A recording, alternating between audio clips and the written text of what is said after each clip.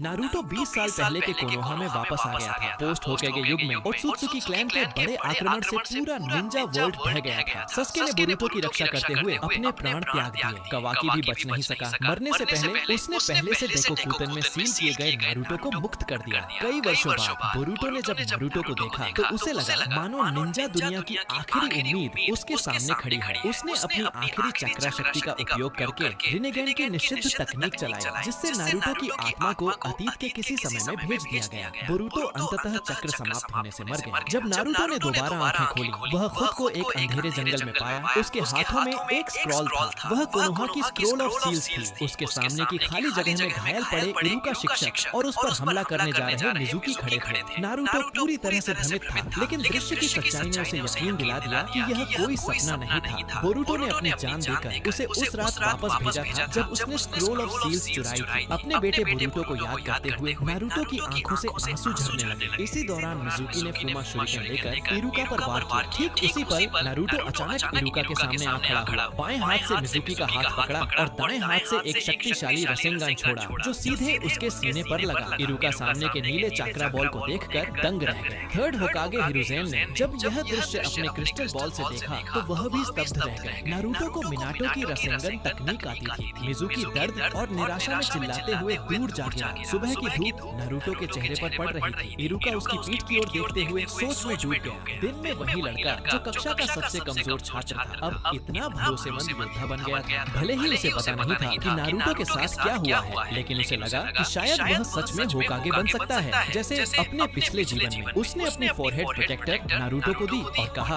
बधाई हो, तुम पास हो गए। हालांकि नारुतो पहले भी यह पल जी चुका था, लेकिन इस बार उसका दिल गहराई से भरा। अपने बेटे बोरुतो की बदौलत वह उस भयानक भविष्य से पुनर्जन्म लेकर सबसे शुरुआत में लौट आया था। इस बार उसने निश्चय किया कि वह इतना शक्तिशाली बनेगा कि भविष्य के उन शत्रुओं को हरा सके और इस दुनिया की रक्षा कर सके। इरुका से विदा लेने के बाद नारुतो अकेला घर लौटा। वह मिश्रित भावनाओं में डूबा हुआ था। उसने पेट पर हाथ रखा जहाँ 8 ट्राइग्राम सील का चिन्ह उभरा। नारुतो 9 टेल्स के सील स्थान पर पहुँच गया। कुरामा ने उसकी उपस्थिति महसूस की और क्रोधित होकर अपने पंजे पिंजरे से बाहर निकालकर नारुतो की ओर झपटे, लेकिन नारुतो ने बचने की कोशिश नहीं की। उसने मुस्कुराते हुए कहा, तुम्हारी निगाहें अब भी वैसी ही हैं कुरामा। उसका यह संबोधन सुनकर 9 टेल्स की आंखें चौड़ी रह गईं। उसने पूछा, तुम्हें यह नाम कैसे पता? नारुतो ने कोई जवाब नहीं दिया, बस अपना दाहिना हाथ आगे बढ़ाया और कहा, अगर सच्चाई जानना चाहते हो तो मेरे साथ मुक्का भिड़ाओ। कुरामा ने कुछ देर तक घूरा, फिर सन्नाटा छा गया। कुछ पलों बाद एक इंसान और एक दैत्य सालों बाद फिर से फिस्ट बम्प करते हैं। दोनों की साझा यादें, युद्ध, बरियन मोड, शैडो क्लोन्स, ओत्सुत्सुकी से लड़ाइयां, सब मानसिक रूप से एक दूसरे को महसूस होती हैं। सब कुछ जान लेने के बाद कुरामा ने सामने खड़े इस युवक को जटिल भाव से देखा। उसे विश्वास नहीं हो रहा था कि सेज ऑफ 6 पाथ्स की भविष्यवाणी सच हो गई। वह खुद कभी इंसानों के लिए बलिदान देगा, ऐसा उसने नहीं सोचा था। उसने पूछा, इतने सालों बाद भी क्या तुम मेरा इंतजार करते रहे? नारुतो ने सिर हिलाया, हाँ, लेकिन आखिर में मैं तुम्हें दोबारा नहीं देख सका। अब इस रूप में फिर से स्वस्थ कुरामा को देखकर वह बेहद खुश था। कुरामा ने ठंडे स्वर में कहा, वह भविष्य का मैं था जिसने तुम्हें स्वीकार किया, मैं नहीं। नारुतो मुस्कुराया और बोला, तो मैं कोशिश करूंगा कि अब वाला तुम भी मुझे स्वीकार करो। दोनों के बीच कुछ देर तक मौन रहा, फिर सील स्थान में हंसी की गूंज उठी। इसी समय माउंट मियोबोकू पर ग्रेट टोड सेज अचानक जाग गया। उसने शिमा को भेजा कि वह जिराया को बुलाए, उसे एक महत्वपूर्ण घोषणा करनी थी। पुनर्जन्म के बाद उसने सबसे पहले कुरामा से सुलह करने की कोशिश की। भविष्य की यादें देखने के बाद नारुतो और कुरामा के बीच एक बार फिर समझदारी बन गई, लेकिन इस समय वह 9 टेल्स की सील का लोहे का दरवाजा नहीं खोल पा रहा था, क्योंकि उस दरवाजे की चाबी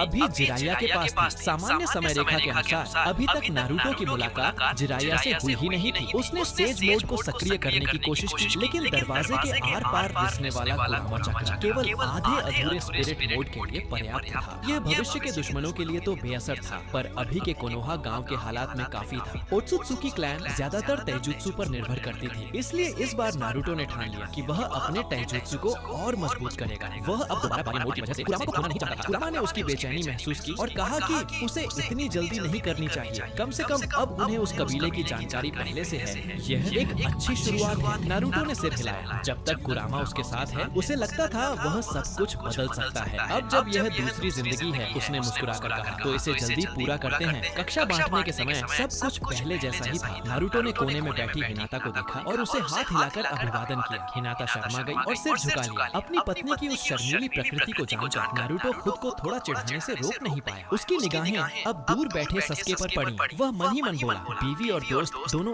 एक ही जगह। वाकई पुराने दिन लौट आए। कक्षा विभाजन के बाद अगला चरण था काकाशी का बेल टेस्ट। काकाशी को थर्ड होकागे से पहले ही पता चल गया था कि नारुतो को रसेंगन आता है, इसलिए उसने उस पर विशेष ध्यान देने का फैसला किया। परीक्षा शुरू होते ही सकुरा और सस्के छिप गए, जबकि नारुतो वहीं खड़ा रहा। इस बार उसने तय किया कि अब वह छिपेगा नहीं। उसने खुलकर तैजुत्सु से काकाशी का सामना किया। काकाशी हैरान था कि नारुतो की शारीरिक तकनीक इतनी निपुण कैसे है, लेकिन फिर भी उसे चोट पहुंचाना आसान नहीं था। कुछ देर की लड़ाई के बाद नारुतो को काकाशी ने अर्थ स्टाइल शील्ड से जमीन में दबा दिया। सिर्फ उसका सिर बाहर रह गया। नारुतो ने मुस्कुराते हुए कहा, काकाशी सेंसे, आप सच में बहुत मजबूत हैं। और फिर धुएं में गायब हो गया। काकाशी हैरान रह गया। उससे जो लड़ रहा था वह तो बस शैडो क्लोन था। घास में छिपे सस्के ने यह देखा और मुट्ठियां भींच ली। वह नालायक अब इतना ताकतवर कैसे हो गया? नारुतो ने कई शैडो क्लोन्स से काकाशी को रोका और खुद सस्के और सकुरा के पास पहुंचा। उसने कहा, सिर्फ मैं अकेला बेल नहीं ले सकता, हमें टीम वर्क चाहिए। फिर उसने योजना समझा। आखिरकार सस्के ने अनिच्छा से हामी भरी। इस बीच काकाशी ने नारुतो के आखिरी क्लोन को भी मिटा दिया, पर तभी सस्के झाड़ियों से निकला और फूमा शुरिकेन फेंका। काकाशी ने आसानी से सिर झुकाकर बचाव किया, लेकिन